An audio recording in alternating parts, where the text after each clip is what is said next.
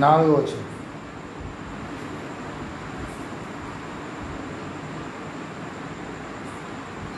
5వ వచనం. జయించువాడు అలాగున తెల్లని వస్త్రం ధరించుకున్నాను, జీవగ్రంథంలో ఉన్న పేరంత మాత్రమే తుడిచిపెట్టక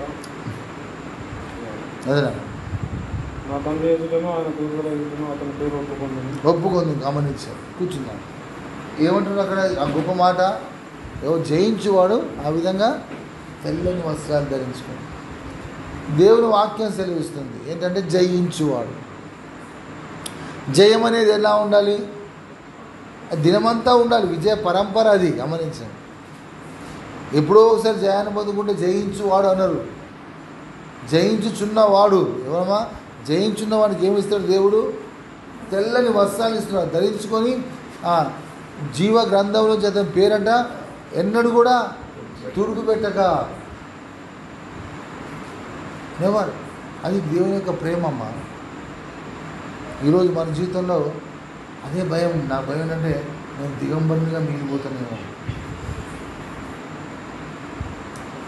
వన్స్ తిరిగి జ్ఞాపకం చేస్తున్నాను. ఒక్కసారి ఆయన నీ పేరు నా పేరు తుడిపేస్తే మళ్ళీ ఎక్కియాడు అంట. ఒకసారి రాస్తే తుడిపేయాడు. కానీ నీ యొక్క ఆ తెల్లని వస్త్రాలు ధరించుకోకుండా భ్రష్టకరమైన జీవితం జీవిస్తే సహోదరుడా ఎలా ఉంటుందో ఆలోచించి. ఎంత మాత్రం తుడిపివేయకుండాలని నీ ఆశ ఉండాలని దేవుడు చిత్తమైంటున్నారు. విజయము విజయం విజయం. ఎవరమ్మైనా దిగంబరుడు కదా. రెండవది ఎవరమ్మా? వీళ్ళు ఎవరమ్మా? దిక్కుమాలిన వాడు. దిక్కుమాలిన వాడు. దిక్కుమాలిన అవుతాడమ్మా. ఎడిపోతుందో అర్థం కాదు. ఏం లేవు ఆయనకి, గైడెన్స్ లేదు, తెలియదు, ఎవరు దిశ దిక్కు లేదు. ఒక దిక్కుమాలిన స్థితి. మన దిక్కు ఎరగని స్థితి. దిక్కుమాలినగా ఉంటాం మనం. అది వద్దామా? ఏం కావాలి? అందుకోసం సూచనలు కావాలి, గద్దింపులు కావాలి. అది జ్ఞానం. జ్ఞానం అంటే ఏంటమ్మా? జ్ఞానం అంటే ఏంటి? ఇప్పుడు మనం దీన్ని బట్టి తీసుకుంటే జయం పొందుకొని తెల్లని వస్త్రాలు ధరించుకొని ఉంటాం అనేది జ్ఞానం. రెండోదిగా జ్ఞానం ఏంటమ్మా? మనము దిక్కు మాలినవారం కాదమ్మా. మనం ఎవరమ్మా? దేవుడితో నడిపించబడుతున్న వారం, వెంబడించేవారం మనం. కాబట్టి మనం ఎవరు? దిక్కు మాలినవారం కాదు. మనం ఎవరమ్మా? మనం దిక్కు ఎరిగిన వారం. దేవుడు మనం నడిపిస్తున్న దేవుడు అంటున్నాడు. అది జ్ఞానం. మూడవదిగా ఏముందమ్మా? ఎవరమ్మా వాళ్ళు? గుడ్డివారు. మీరు గుడ్డివారును దిగంబరును దిక్కుమాలిన వారు ఎరగక నేను ధనం సంపాదించుకుంటున్నా, నాకేం తక్కువ అని చెప్పి అది తెలియదు. రెండోది ఏమో అది తెలియదు. దానికి బాగానే ఉంది, అందరికంటే బాగున్నా, నాకేం తక్కువ లేదు అని విర్రవీగటం అనేదమ్మా అది తెలియదు. జ్ఞానం కాదు. ఏది జయం లేదే, జయం పరంపర లేదే, ఎల్లప్పుడూ నేర్చుకున్నవాడిగా లేవే.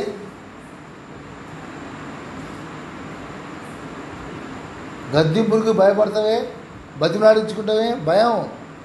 దేవా నువ్వు భయం, నా భయం ఏంటంటే నన్ను బతిమలాడితే భయం నాకు. ఏంటమ్మా? నేను అటువంటి భయాన్ని కలిగి ఉంటుంది. ఏంటమ్మా? నిజంగా నేను దేవుడి సాంతి నన్ను బతిమలాడించుకుంటే నాకు ఇష్టం లేదు. శిక్షించు, వెళ్ళగొట్టు. శిక్షించు, నేను బాధపడను, ఐఎమ్ హ్యాపీ. కానీ బతిమలాడటం అనేది మనం వద్దు, దాన్ని మనము కోరుకోవద్దు. కానీ మనకేంటి ఒక బాధాకరమైన ఒక స్థితిలో ఉండిపోతున్నాం. మనందరూ వచ్చి బతిమలాడాల, అమ్మ ఏం కాదు, అయ్యా ఏం కాదు, ఒక్కసారి అమ్మ బుజ్జగించటం. ఏంటమ్మా అది? బుజ్జగిస్తున్నా అంటే దిక్కుమాల స్థితిలో ఉన్నట్టే. బుజ్జగిస్తున్నంటే ఏంటమ్మా? బతిమలాడుకుంటున్నంటే దిక్కుమాల. గద్దిస్తున్నంటే మనం యుద్ధరంగంలో అమ్మా. తప్పులు జరగవని కాదు, తప్పులు జరుగుతాయి, కానీ గద్దింపులకు మనము ఇష్టపడాలి. హెచ్చరికలు కావాలి. దిగంబరులు కూడా కాకుండా గుడ్డివారుగా మనం మిగిలిపోతున్నాము. దేవుడు మనతో నాతో మాట్లాడిన మాటలే మీతో పంచుకుంటాం కనుక ఏ విధంగా అనుభవ జ్ఞానమే లేకపోతే మనం ఎవరోమా గుడ్డివారము.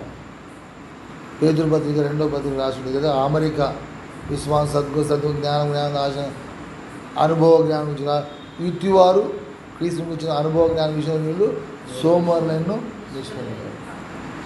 గుడ్డివారు దూరదృష్టి లేని వారు అని అభివృద్ధిలో చెప్పేసి క్లియర్గా రాసింది. అంటే అనుభవ జ్ఞానం కలిగిన వారు ఎవరమ్మా? దృష్టి కలిగిన వారు. దృష్టి అనేది సహోదరుడా ఎప్పటికప్పుడు మనము ఆ దృష్టిని మనం మెరుగుపరుచుకోవాల్సిన వారు ఉంటున్నాం. ఎక్కడ కూడా మనం గుడ్డివారిగా మనం ప్రవర్తించద్దు. ఇది నాకు తెలియదు అన్నది వీల్లేదు. అందుకే దేవుడు అనుభవ జ్ఞానం అనుగ్రహించున్నాడు. అనుభవ జ్ఞానం లేకపోతే నువ్వు తెలివిగలవాడు అనిపించుకుంటే సహోదరుడా తప్పకుండా భ్రష్టత్వానికి వెళ్ళిపోతావు. అటువంటి ఒక జీవితానికి వెళ్ళకముందే దేవుడు మనల్ని నడిపిస్తున్న రీతిని బట్టి మనం దేవుడు వందనాలు స్తోత్రం చెల్లించుకుంటూ ఉన్నాం. సో ఫియర్ అంటే తెలుసుకున్నాం. ఏంటమ్మా ఫియర్ అంటే? ఇటు యాంగిల్ అది ఆ ఫియరు, ఇటు వచ్చేసరికేమో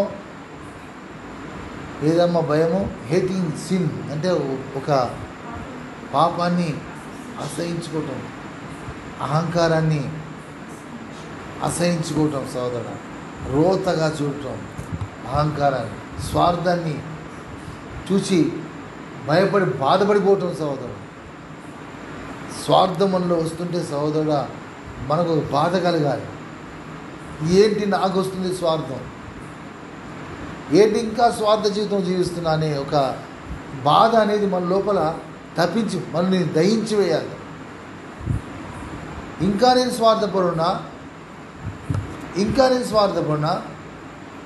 ఇంత వింటున్నాను, ఇంతగా ఆయన సన్నిధిలో ఉంటున్నాను, ఆయన వాక్యం చేత ఇంతగా నేను నడుస్తున్నాను, కాపరత్వం ఉంది అన్నీ కూడా ఇంకా పైపెచ్చి మళ్ళీ చేసి మళ్ళీ టైంకి వచ్చేసరికి స్వార్థాన్ని బయటికి తీసుకొస్తాను.